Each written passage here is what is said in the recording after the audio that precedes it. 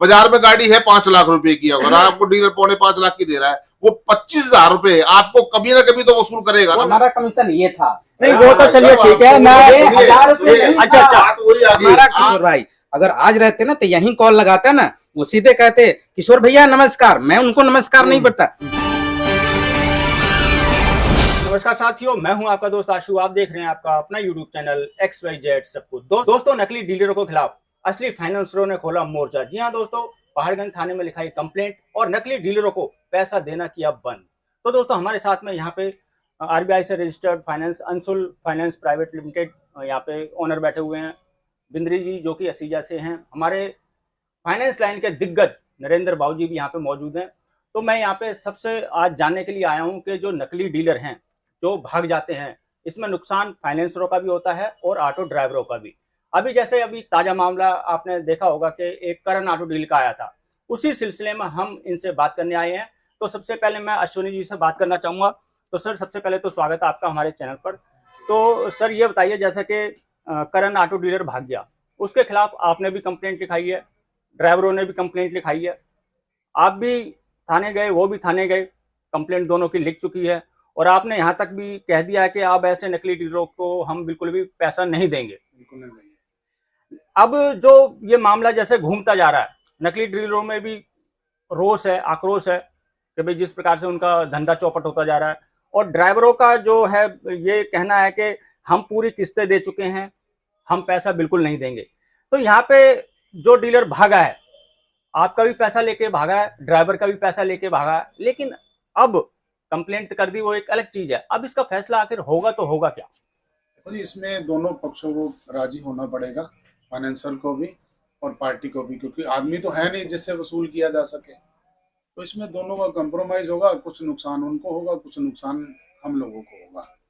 यहाँ पे पैसा तो देखिए दोनों पार्टी का डूब रहा है, क्योंकि आपने तो पैसा दिया है, ये जेन्युइन बात है, और ड्राइवर ने भी पैसा दिया है, उसके पास पर्चियां हैं, प्रूफ है उसके पास, उसने भी पैसा दिया। लेकिन जब वो डीलर भाग चुका है, उसका अता पता नहीं है, वो दिल्ली में है नहीं है, देश छोड़ के भागा, कुछ पता नहीं। अभी तक कंप्लेंट लिखाए हुए मेरे ख्याल से 8-10 दिन हो चुके हैं। नहीं, हमने दूसरे महीने में कंप्लेंट कर दी थी। अच्छा। हमने पहाड़गंज थाना में भी बकायदा हम फरवरी में मेरे ख्याल 20 या 22 तारीख को हमने कर दी थी। हमने CP को भी कर दी थी और DCP साहब को भी कर दी थी।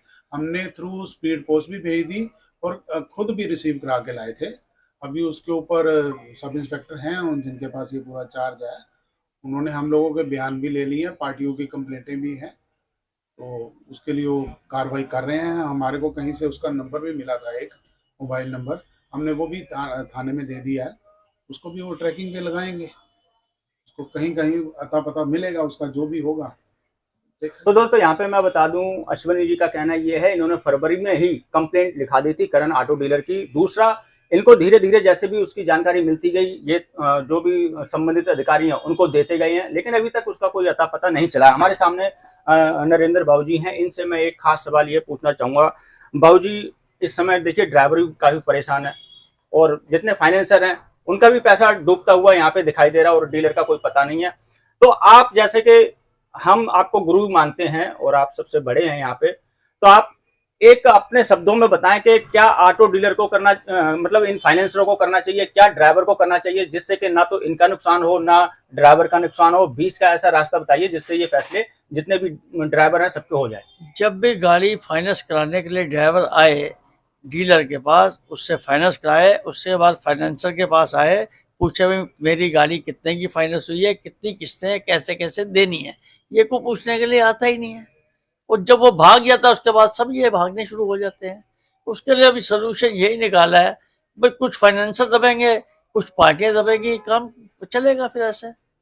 वो अब कोई भी ना दबे तो फिर कोर्टें खुली है, वो तो वहीं लगे रहोगे, उसका कोई फायदा नहीं है। कोर्ट में तो अक्सर बाबूजी देखिए, मैं आपको बताऊं, कोर्ट में तो अक्सर फैसले चलते रहते हैं, केस चलते रहते हैं, लंबा चलता है, पता नहीं है, साल हो गया, 2 साल, 5 साल, 10 साल, कुछ इसमें तो देखिए फायदा नजर नहीं आता है। उसका कोई फायदा अगर फैसला हो जाता है तो वो बेटर है, चाहे बेस्ट रहेगा फाइनेंसरों के लिए भी और ऑटो ड्राइवरों के लिए। अच्छा, अभी मैं एक चीज, हमारे सामने बैठे हुए हैं, आपका नाम क्या सर? किशोर कुमार। किशोर कुमार जी, देखिए अभी आपने देखा यहाँ पहाड़गंज से एक करण ऑटो डील भागा। आप ये बताइए, अभी फिलहाल 6-7 महीने के अंदर अंदर दिल्ली से कितने डीलर जो है भाग चुके हैं? मेरे नॉलेज में तो लगभग 3 है। एक वो उधर मदनगिर का कोई डीलर था, उसका सरदार जी टीवी, वो चले गए।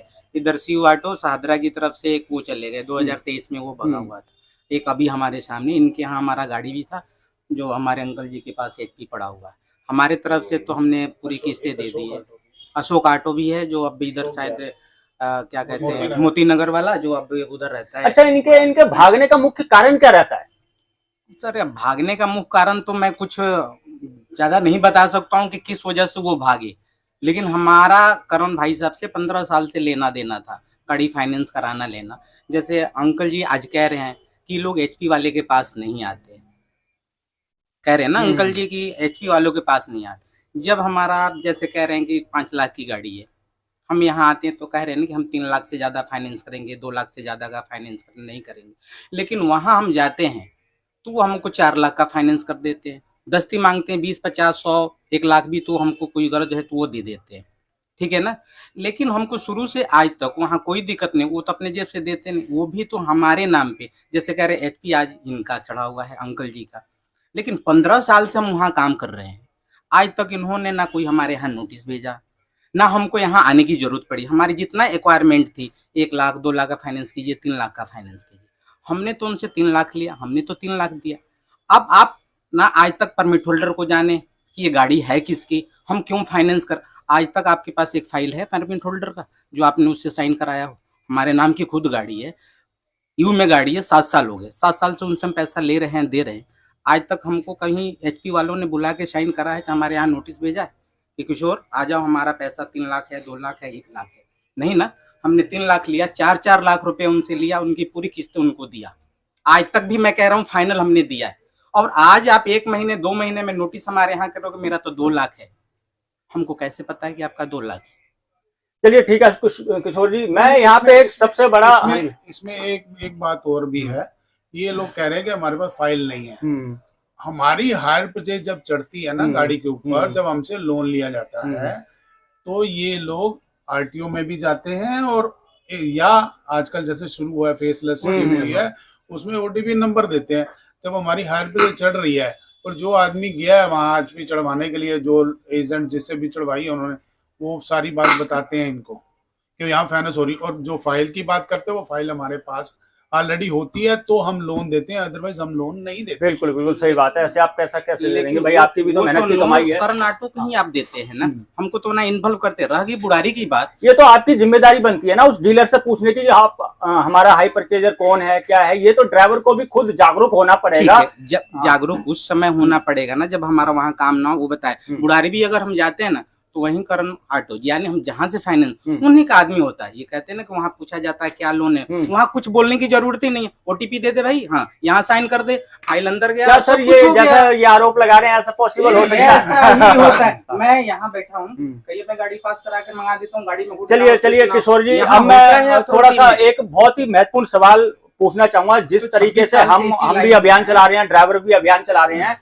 कि इन जितने भी ये डीलर हैं जो RBI से रजिस्टर्ड नहीं है, क्या इनको दुकान छोड़ के चले जाना चाहिए? क्या इनको मार्केट में नहीं रहना चाहिए? अगर ये रहते हैं, अगर इनके ना रहने भाई साहब ने कहा कि इनका काम सिर्फ उन्हीं से बन सकता है, तो जब ये जाएंगे नहीं तो अपने आप आगेंगे वो। या तो उनसे कहें कि जिसकी HP चढ़ी है उसके साइन किया हुआ मुझे एग्रीमेंट दो कि उसने कितने का लोन किया है। अगर वो लोन आपके साथ मैच करता है तो आप किस्तों के लिए एक्सेप्ट करें, नहीं तो नहीं करें।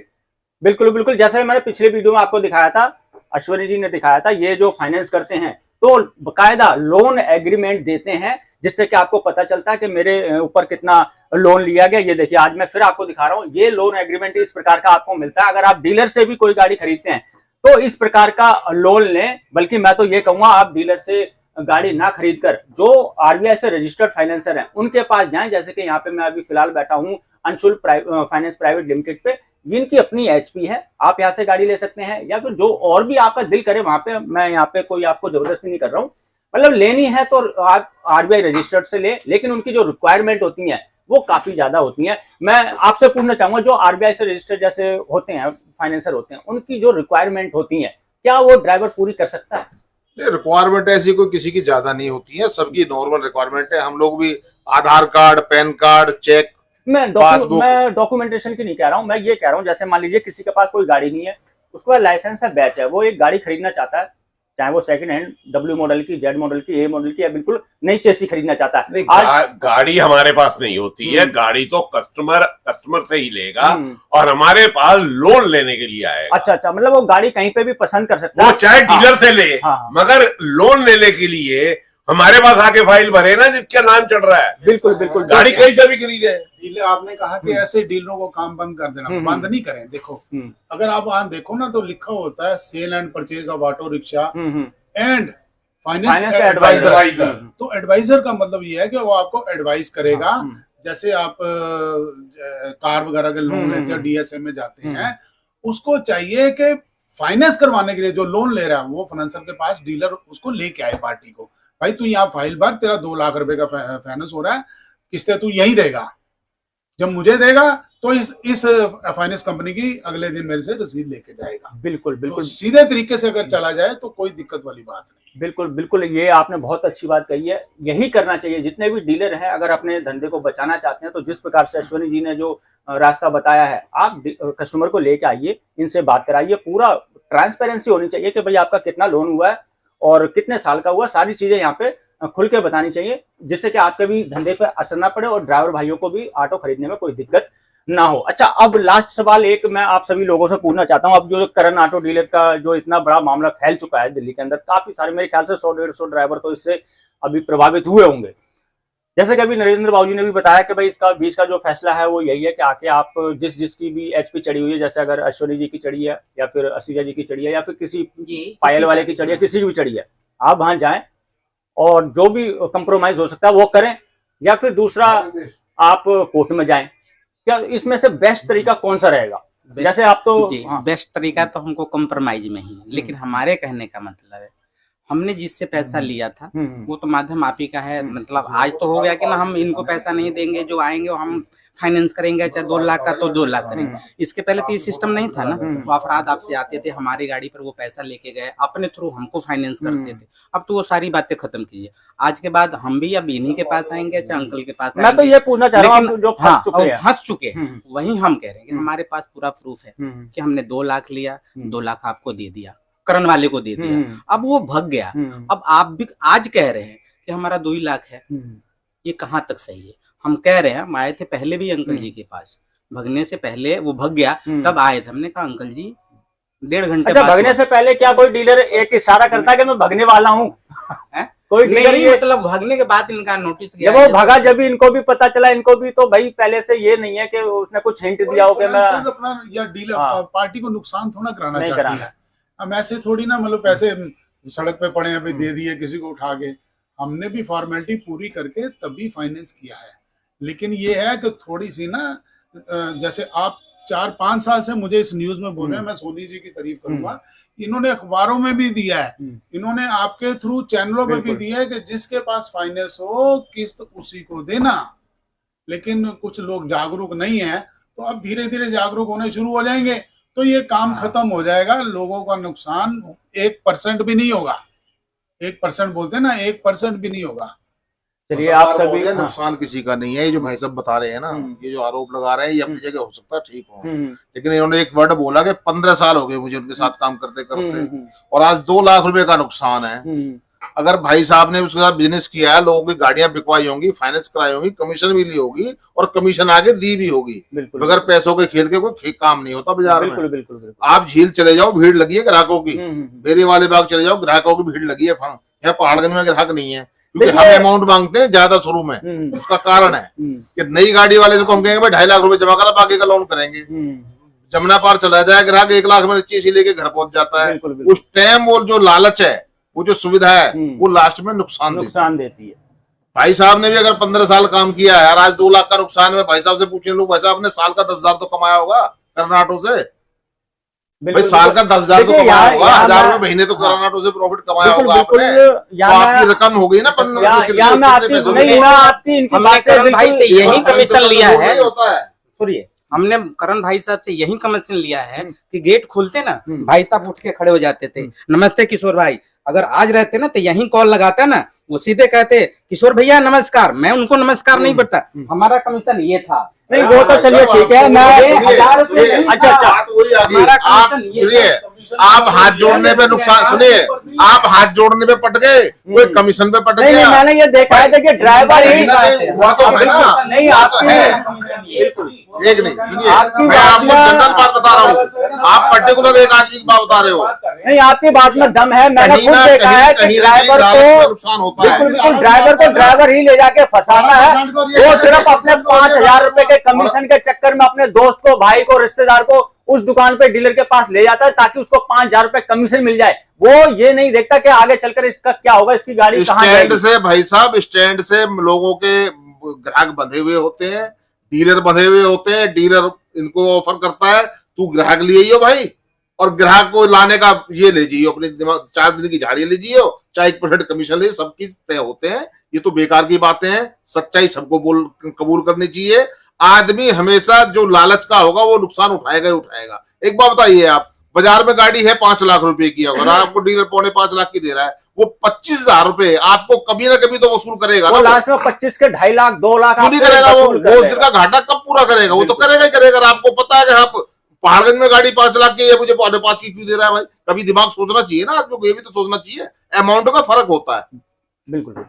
चलिए आप सभी का बहुत बहुत धन्यवाद जो कि आपने समय दिया और आपसे बातचीत हुई। इससे मैं सभी ऑटो ड्राइवर भाइयों से ये कहना चाहता हूँ, यहाँ पे जो बातचीत हुई अगर आपने ध्यान से सुनी होगी तो एक तो अगर आप किसी नकली डीलर के पास जाते हैं तो दोस्तों वो आपको गाड़ी सस्ती भी दे देगा, लेकिन जब आपकी गाड़ी का समय पूरा होगा, लोन का समय पूरा होगा, वो अपना पैसा वहां पे वसूल कर लेगा। तो इसलिए मैं आपसे बार बार कहता हूं कि आप जब भी गाड़ी फाइनेंस कराएं तो आरबीआई रजिस्टर्ड फाइनेंसर से ही कराएं। वहां पे आपको थोड़ी 5-10 हजार रुपए गाड़ी महंगी जरूर मिलेगी, लेकिन आपकी सुरक्षा की पूरी गारंटी रहेगी। आपका लोन पीरियड खत्म होते ही आपको एनओसी दे दी जाएगी, जो कि नकली डीलर नहीं देते हैं। जैसे कि अभी मैं अंशुल फाइनेंस प्राइवेट लिमिटेड पे बैठा हूं और असीजा जी हमारे साथ में है, तो मैं यहाँ पे एक चीज मैं क्लियर कर देना चाहता हूँ। जो भी अभी असीजा जी का भी नाम आया था तो वो डायरेक्ट पार्टी इनके पास नहीं आई थी, वो करण ऑटो डील के थ्रू इनके पास बंदा आया था जो बता रहा था, जिनका मैंने नाम लिया था। लेकिन अगर आप वही डायरेक्ट इनके पास आते तो इनके साथ में, आपके साथ में कभी भी ऐसा मामला जो है फंसता नहीं। तो इसलिए कहता हूँ रजिस्टर्ड आरबीआई से रजिस्टर्ड फाइनेंसर से गाड़ी ले। और रही बात दूसरी, जितने ड्राइवर भाई फंसे हुए हैं तो यहाँ पे सारी बात क्लियर हो चुकी है, नरेंद्र बाबू जी ने सारा क्लियर बता दिया। अगर आप कंप्रोमाइज करना चाहते हैं तो आपके लिए स्वागत है, आप आ सकते हैं, चाहे इनकी गाड़ी है किसी भी फाइनेंसर की आप जाएं। 4 नंबर एसोसिएशन का ऑफिस है, 4 नंबर चित्रकूटा रोड पहाड़गंज। बिल्कुल आप यहाँ पे आ सकते हैं, 4 नंबर शॉप है, ये अपना फाइनेंस एसोसिएशन का जो है ऑफिस है। यहाँ पे आपको यहाँ पे अश्वनी जी, बिंद्री जी सब मिलेंगे, ठीक है। किसी की भी गाड़ी, किसी फाइनेंसर की गाड़ी हो, आ जाओ, करवा देंगे। दिल्ली के अंदर देखिए बाबूजी ने बहुत बड़ी बात कर दी। पूरी दिल्ली के अंदर अगर आपकी गाड़ी किसी भी फाइनेंशियल डीलर की है, किसी भी डीलर की है, कहीं की भी है, तो आप यहाँ पे आके बातचीत कर सकते हैं। आपके साथ में न्याय होगा, अन्याय नहीं होगा। तो बस दोस्तों इस वीडियो को करूंगा यहीं पे समाप्त। मिलेंगे किसी और जानकारी से भरपूर वीडियो में, तब तक के लिए जय हिंद, जय भारत।